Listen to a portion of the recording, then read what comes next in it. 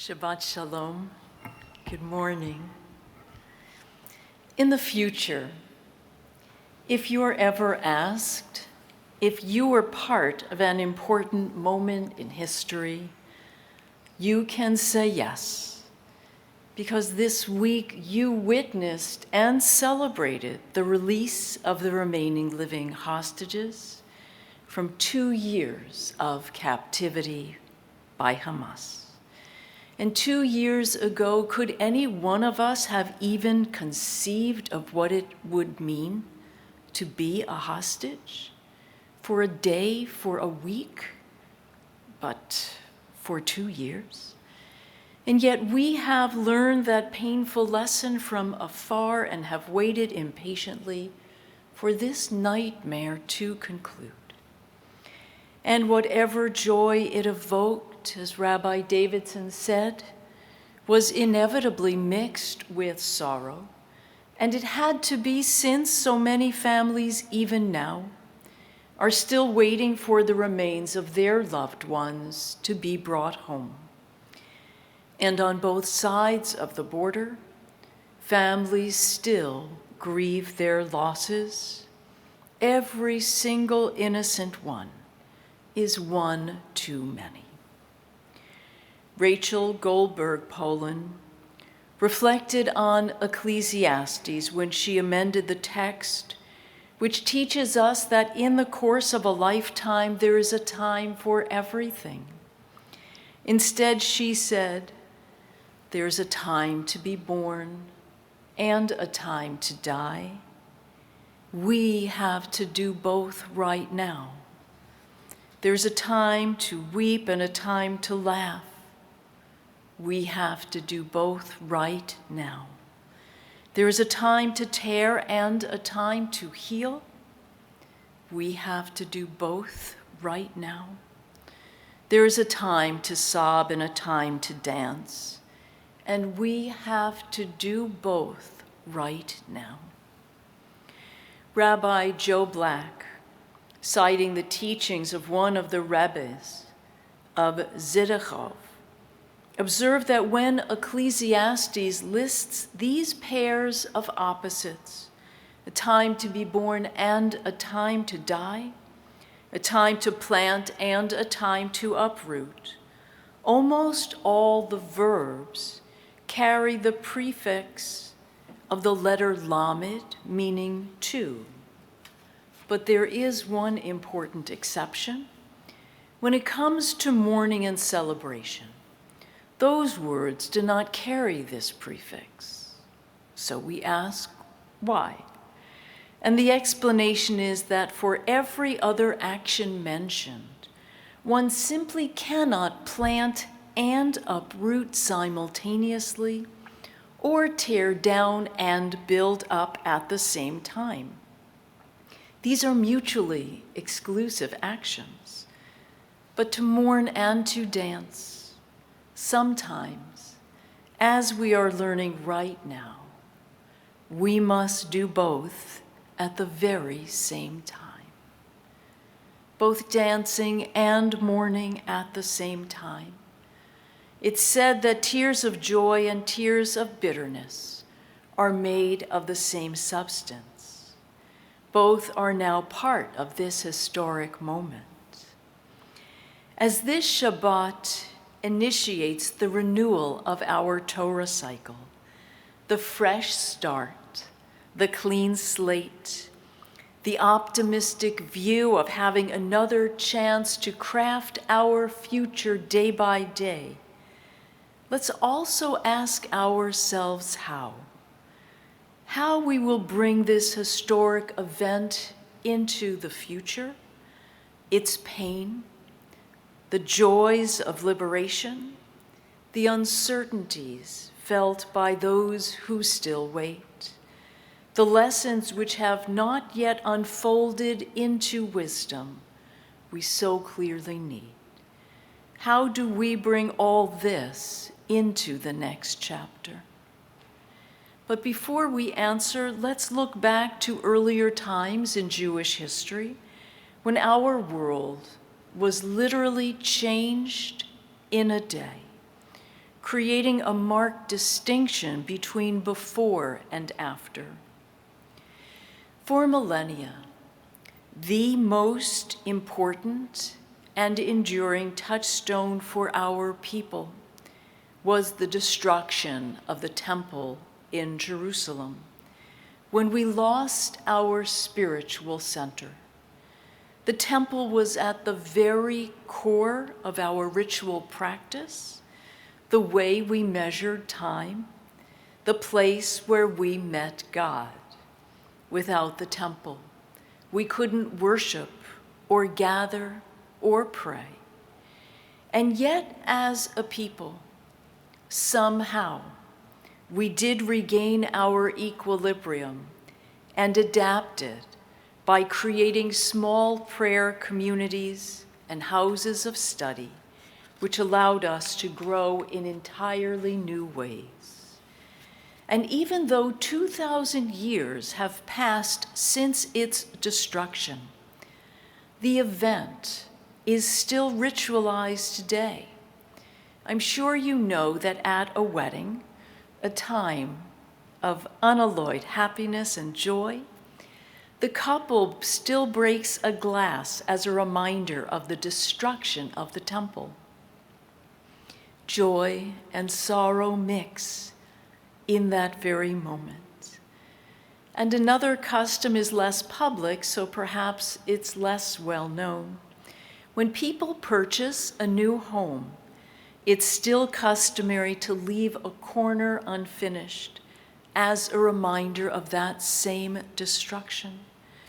And by the way we act, we keep that ancient history alive, almost as if it happened to us. In response, our ancestors created a holiday using the date Tisha B'Av, the 9th day of the month of Av, when the temple walls were breached. And over time, other catastrophic events which befell our people were subsumed by that sorrowful commemoration and acknowledged on that same date. Now, Jewish history is replete with other historic events: the Inquisition, expulsions, pogroms, which have had far-reaching consequences within the Jewish world. But the one which is the most proximate to our parents' and grandparents' generation, the events which changed modern Jewish history, was and is the Holocaust, which is still a vivid part of our inherited memory, along with the loss of the 6 million for whom we still mourn.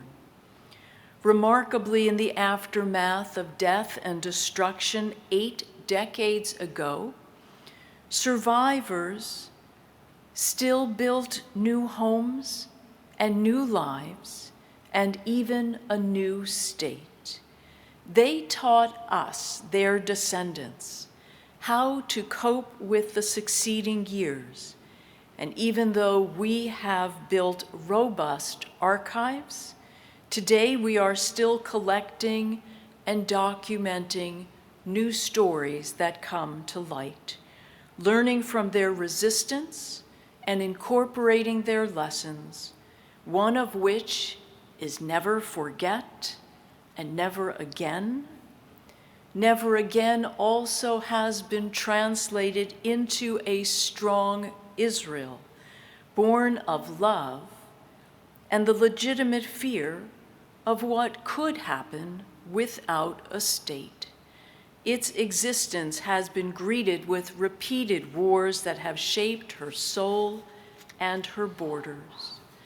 And the corollary to that is the overwhelming response to Jewish death is a vibrant Jewish life.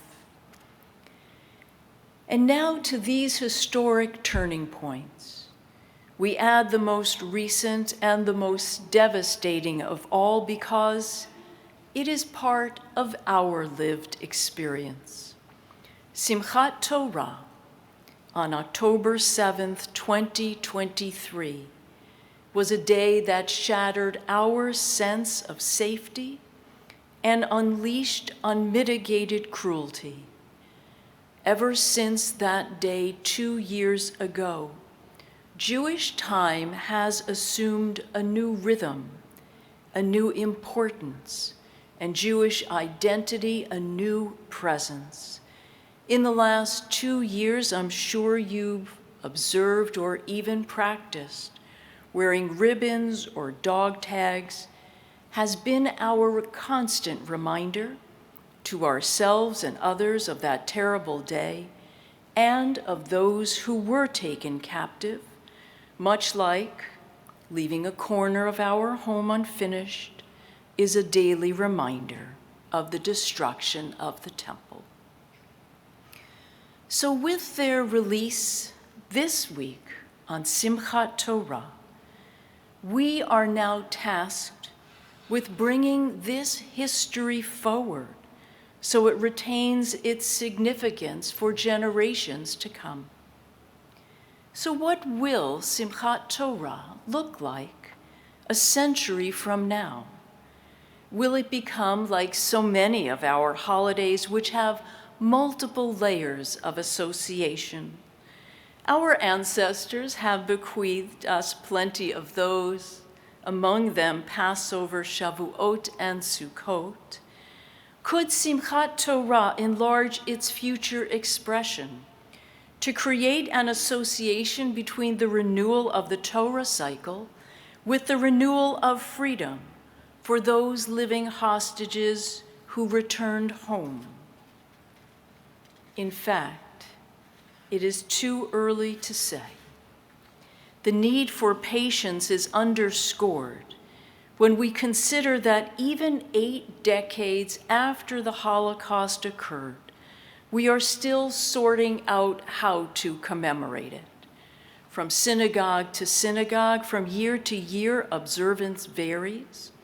While some lift up the sorrow, sadness, and the horrors, others focus on the liberation, the resilience, and the next chapter of life renewed.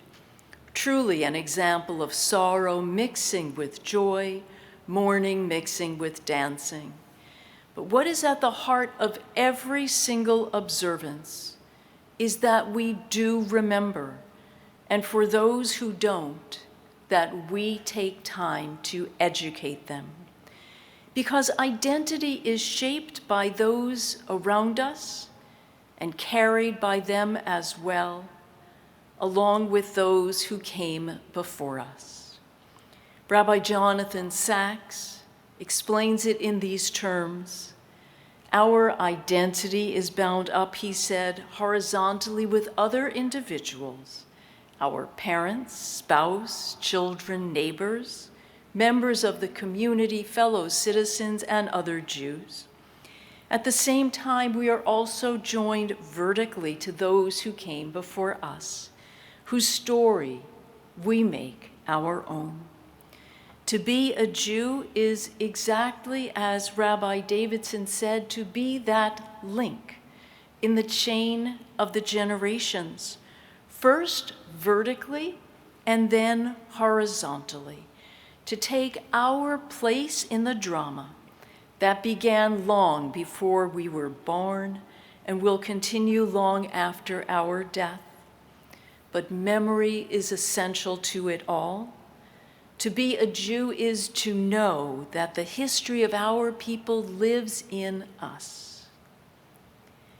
We are the most recent generation to have the responsibility to add contemporary information which will shape our Jewish communal identity for future generations.